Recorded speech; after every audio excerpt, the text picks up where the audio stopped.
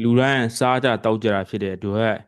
စားရတောက်တဲ့ခါမှာအရန်ဆုံးဝင်တဲ့အတုံးလေးတွေကိုလေ့လာကြမယ်တခါလေးရအောင်လုပ်တော့မယ်နော် okay အရသာပေါ့တာဆိုရှင် bland ထို့သုံးပြောလို့ရတယ်နော် This soup is a bit bland please pass me the salt ဒီ soup ကနည်းနည်းလေးပေါ့နေငါ့ကိုစားလေးတစ်ချက်တော့လမ်းပေးပါဦး okay စီများဆိုရှင် greasy I don't like this pizza because it's too greasy ငါဒီ pizza ကိုမကြိုက်ဘူးဘာလို့လဲဆိုတော့အရန်စီများလို့ okay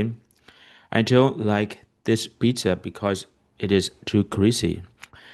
အသားနူးညံ့တဲ့ဟာကိုတန်တာအသုံးပြောလို့ရနော်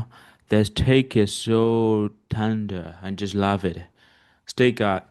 အသားနူးညံ့နေရပဲငါကြိုက်တယ်ပေါ့ okay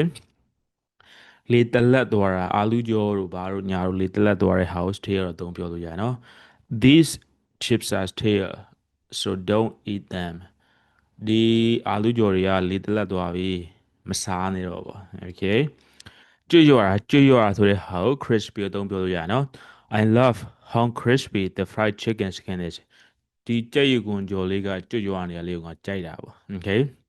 မကြက်တကြက်ဖြစ်နေတဲ့ဟာကို raw အသုံးပြောလို့ရနော် The meat is still a bit raw on the inside အသားအတွင်းမကြက်ပဲတိတ်မကြက်သေးဘူးပေါ့ okay The meat is still a bit raw on the inside စသဖြင့်ပြောလို့ရပါတယ်အခုလိုမျိုးအသုံးတွေကိုကိုယ်တက်ထောက်ကိုဖြစ်လာမသိဖြစ်တဲ့ဆိုရင် comment မှာ yes ဆိုပြီးတော့ပါနောက်ထပ် video တွေလုံးမတော်လို့လဲဒီ page ကို follow လုပ်ထားဖို့မမေ့တော့နော် bye bye see you in the next video